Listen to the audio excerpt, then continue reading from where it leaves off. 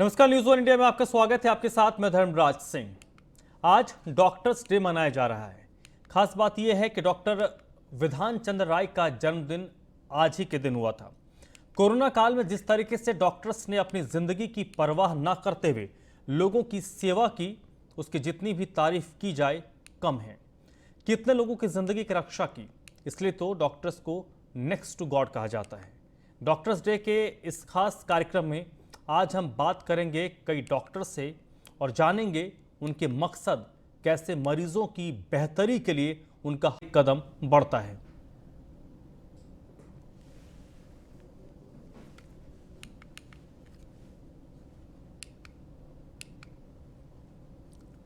वहीं doctors day के मौके पर आज मुख्यमंत्री योगी आदित्यनाथ ने डॉक्टर्स को बधाई दी है। क्या कुछ सीएम योगी आदित्यनाथ ने कहा है, वो आपको हम सुनवाते हैं। पूरी दुनिया को वर्तमान में बुरी तरह प्रभावित किया है। आज डॉक्टर्स डे भी है। कोरोना महामारी के दौरान हमारे चिकित्सकों ने जिस प्रतिबद्धता के साथ, पूरी ईमानदारी के साथ मानवता की सेवा की है, वह अपने आप में एक उदाहरण है। और इसलिए मैं इस अवसर पर सभी चिकित्सकों को भी डॉक्टर्स डे की हृदय से बधाई देता हूं, अपनी शुभकामनाएं देता हूं।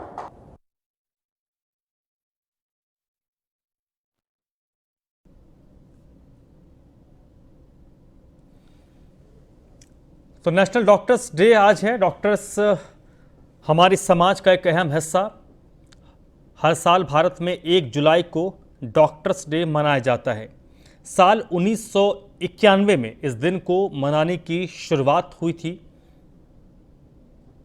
और हर साल इस दिन को एक दिन जो डॉक्टर्स के सम्मान में मनाया जाता है। Doctor VC Roy, doctor Bidhan Chandra Roy की जयंती और पुण्यतिथि आज ही के दिन है। डॉक्टर विधान चंद्र राय देश के महान चिकित्सकों के तौर पर शुमार किए जाते हैं। चिकित्सा विज्ञान के क्षेत्र में उन्हें भारत रत्न से सम्मानित किया गया था और उन्हीं के जन्मदिन के मौके पर आज डॉक्टर्स डे मनाया जाता है। 1681 मरीजों का उन्होंने, इनमें एलोपैथ, आयुर्वेद, होम्योपैथ और यूनानी स्ट्रीम के डॉक्टर्स भी शामिल हैं। पूरे देश में एलोपैथ के इस वक्त 9,59,000 डॉक्टर्स रजिस्टर्ड हैं। इसके अलावा आयुर्वेद, होम्योपैथ और यूनानी के 6,77,000 डॉक्टर्स रजिस्टर्ड हैं। एलोपैथ के केवल 80% डॉक्टर्स की उपलब्धता रहती है। ये डॉक्टर्स की कैसे भारी कमी है। 1681 मरीजों में इस वक्त देश में एक डॉक्टर है। इनमें एलोपैथ, आयुर्वेद, होम्योपैथ और यूनानी डॉक्टर्स भी शामिल हैं। देश भर में इस वक्त एलोपैथ डॉक्टर्स की बात करें तो 9,59,000 डॉक्टर्स रजिस्टर्ड हैं।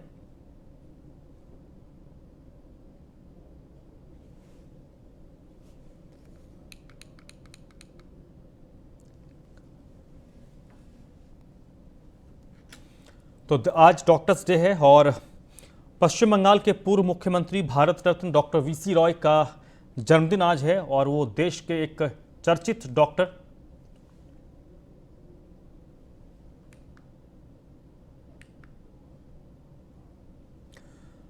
तो आज हम डॉक्टर्स डे पर डॉक्टर्स को समर्पित हमारा ये प्रोग्राम है, जिसमें आज कुछ डॉक्टर इस वक्त मेरे साथ जुड़ रहे हैं।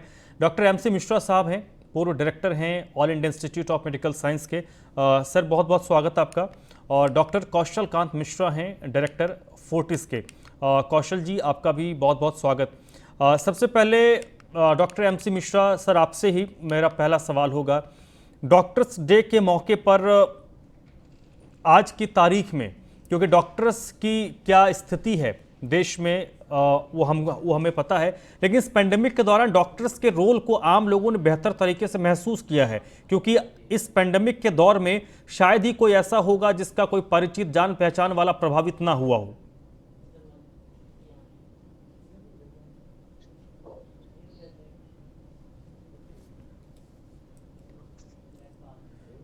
सर, आपको मेरी आवाज आ रही है डॉक्टर एमसी मिश्रा? आ रही।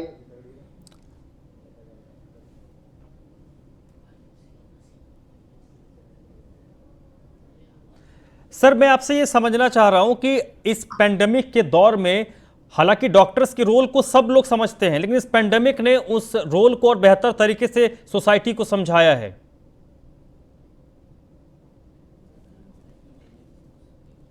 हाँ, बिल्कुल आप उचित बात कह रहे हैं।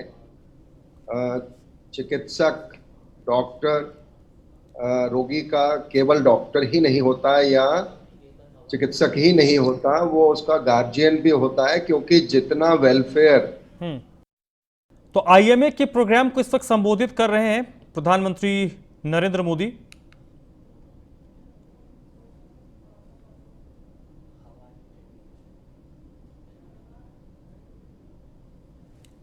आज डॉक्टर्स डे है।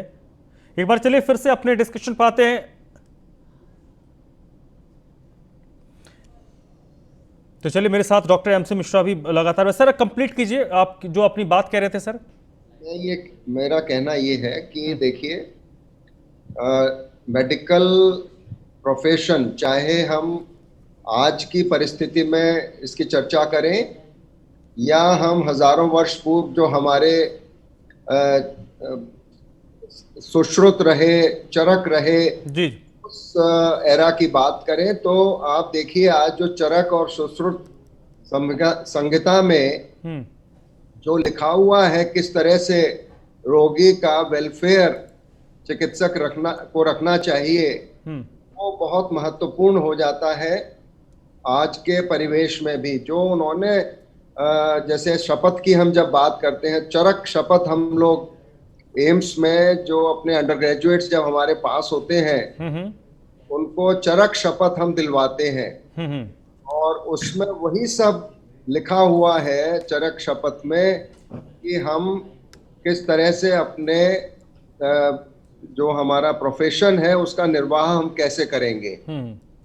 मरीज के हित में ही हमेशा सोचना है, करना है, और उसको ये नहीं है कि केवल रोग का उपचार करना है। मरीज को पूर्ण रूप से, अगर उसको काउंसलिंग की जरूरत है किसी भी प्रकार से, तो उनके परिवार को भी, तो वो भी बहुत आवश्यक है, और बिल्कुल एथिकल रूप से उसको करना। और ये सब हमारे इनमें चरक संहिता में लिखा हुआ है, और ये बहुत महत्वपूर्ण हो जाता है आज के परिवेश में। और जब हम चाहे कोविड हो, कोविड से पहले रहा हो, कोविड के बाद भी रहेगा, और प्रत्येक चिकित्सक, वो किसी भी पद्धति का हो, सबका यही दायित्व होता है। और मैं ये मानता हूं कि अधिकतर चिकित्सक अपना दायित्व भरपूर निभाते हैं और रोगी के हित में ही कार्य करते हैं, और जिस प्रकार से करना चाहिए। और हमको ये भी हम नहीं चाहेंगे कि हमारे जो रोगी हैं वो किसी तरह से चिकित्सक को भगवान कहें या कुछ भी कहें। केवल देखें कि हम अपना कार्य कर रहे हैं चारों रूप से, बाकी लोग भी अपने राष्ट्र के प्रति अपनी जिम्मेदारी को निभाते रहें उसी प्रकार से जैसे मेडिकल प्रोफेशन से उम्मीद की जाती है। और वो हर ठीक है डॉक्टर साहब, doctor MC Mishra, ex director और Indian Institute of Medical Sciences. और मेरे साथ डॉक्टर नीलम मोहन भी जुड़ गई हैं जो डायरेक्टर हैं मेदांता हॉस्पिटल की। डॉक्टर साहब बहुत बहुत स्वागत है आपका। लेकिन डॉक्टर कौशल कांत भी मेरे साथ जुड़े हुए हैं, डायरेक्टर हैं फोर्टिस के। डॉक्टर साहब मैं आपसे समझना चाहता हूं कि डॉक्टर्स डे आज की तारीख में डॉक्टर्स को समर्पित है। मैं ये पर्सनल नोट पे मानता हूं कि डॉक्टर्स का रोल हम सभी को पता है। जब हम स्वस्थ होते हैं तो डॉक्टर्स का रोल हमें समझ में नहीं आता, जब बीमार पड़ते हैं तब हमें डॉक्टर्स की अहमियत समझ में आती है। इस पेंडेमिक ने सभी को डॉक्टर्स के रोल को और बेहतर तरीके से समझाया है, क्योंकि आज की तारीख में पूरे हिंदुस्तान में कोई ये नहीं कह सकता कि मेरा कोई जान पहचान वाला, मेरा कोई दोस्त, मेरा परिवार से जुड़ा ऐसा है जो इस कोविड में प्रभावित ना हुआ हो। जी मैं बोलूं? जी डॉक्टर साहब बोलिए। जी आई थिंक जब हम कोविड की बात करते हैं तो आई थिंक दो चीज जो बहुत महत्वपूर्ण हमें सीखने को मिली, वो ये कि सबको एहसास हुआ कि जिंदगी में हेल्थ कितनी इम्पोर्टेंट है, बिकॉज हेल्थ के आगे हमें कुछ अच्छा नहीं लगा। और जिनके पास पैसे थे उन्हें भी एहसास हुआ कि पैसों से वो एक बेड अपने लिए नहीं दे पाए, जैसे कोई सिटीज में जहाँ पे मुश्किल हो चुकी थी। एंड ये सब हमें एक क्लियर तरीके से एहसास दिला दी कि हेल्थ को एक इंडियन एटीट्यूड में जो prevention is better than cure, ये हम कभी समझ ही नहीं पाए इंडियंस को। तो हमने देखा कि जो लोग मोटे थे, जिनको अपनी डायबिटीज कंट्रोल नहीं थी, ऐसे लोग या जिनकी कोई भी हेल्थ प्रॉब्लम से पीड़ित थे, उनको ज्यादा तकलीफ हुई। तो मैसेज ये था कि अगर शायद ये म्यूकर या ये जो भी ये जिनको ये बीमारियां ना होती, वो बेटर उसको सह पाते। जिनकी इम्यूनिटी सही होती, जिनकी फिटनेस सही होती, वो अच्छा सह पाते। तो ये एक महत्वपूर्ण पॉइंट है जो मैं बताना चाहूंगी। दूसरी चीज मैं ये कहना चाहती हूँ कि ये प्रोफेशन डॉक्टर का सिर्फ उन्हीं को लेना चाहिए जिनको दिल से, जैसे कहते हैं। डॉक्टर साहब, मैं आपको रोकूंगा। मेरे साथ डॉक्टर एमसी मिश्रा लगातार बने हैं, डॉक्टर कौशल कांत मिश्रा भी बने हुए हैं, डॉक्टर नीलम मोहन भी बनी हुई है। मेरा अगला सवाल डॉक्टर कौशल कांत आपसे है। डॉक्टर साहब, ये बताइए, प्रधानमंत्री नरेंद्र मोदी ने जो बात कही, आज उस बात से देश का हर शख्स, हर व्यक्ति पूरी तरीके से इत्तेफाक रखता है कि चुनौतियां तो डॉक्टर्स के सामने थी, और जिस वक्त ये वो दौर था, हमें कहते हैं ना कि युद्ध का माहौल था। इस युद्ध के जो सिपाही हैं वो तो डॉक्टर्स और पैरामेडिकल स्टाफ ही थे।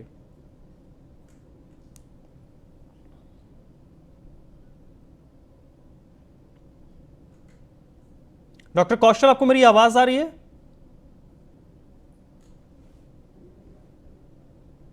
लगता है मेरी आवाज डॉक्टर कौशल तक नहीं जा रही। डॉक्टर कौशल तक मेरी आवाज नहीं जाए। डॉक्टर एमसी मिश्रा भी मेरे साथ जुड़े हुए हैं। डॉक्टर साहब, प्रधानमंत्री ने जो बात कही, उसी नोट्स पे मेरा आपसे अगला सवाल है कि सब ने कहा कि जी ने कहा, और ये आपको आ रही है? हेलो डॉक्टर कौशल, आपको मेरी आवाज आ रही है? डॉक्टर हाँ, मुझे आपकी आवाज आ रही है। जी प्लीज बोलिए सर। मैं ये कह रहा था कि as a doctor, as a individual, ये बड़ा अचीवमेंट नहीं है, बट एज ए प्रोफेशन ये एक बहुत बड़ा प्रोफेशन है जो ह्यूमैनिटी के लिए काम करता है। और देखा जाए तो इस पैंडेमिक के दौर में डॉक्टरों को जितनी रिस्पेक्ट मिली, शायद मैंने अपनी लाइफ में इतनी रिस्पेक्ट कभी नहीं देखी थी। As a professional, as a profession, doctor को कभी नहीं मिली थी।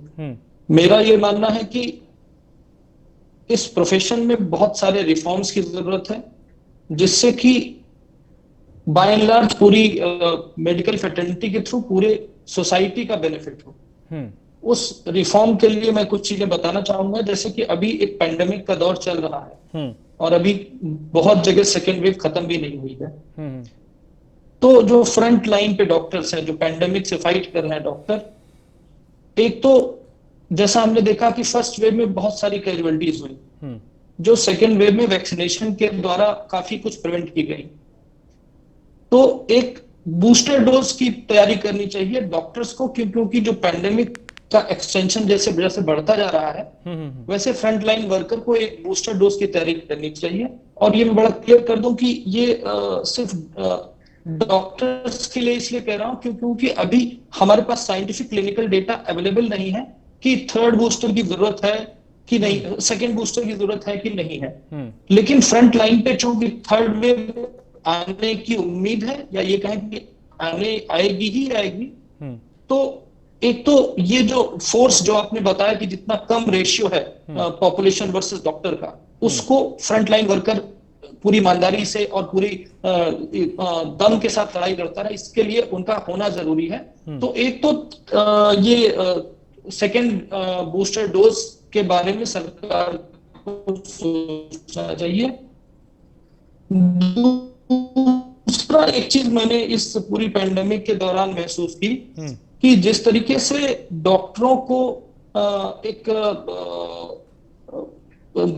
स्किल्ड लेबर की तरह यूज किया जा रहा है, बहुत अच्छी बात है। हम लोग देश के काम आ रहे हैं, मरीजों के काम आ रहे हैं, कोई डाउट नहीं है। लेकिन बहुत दिनों से डिमांड एज ए प्रोफेशन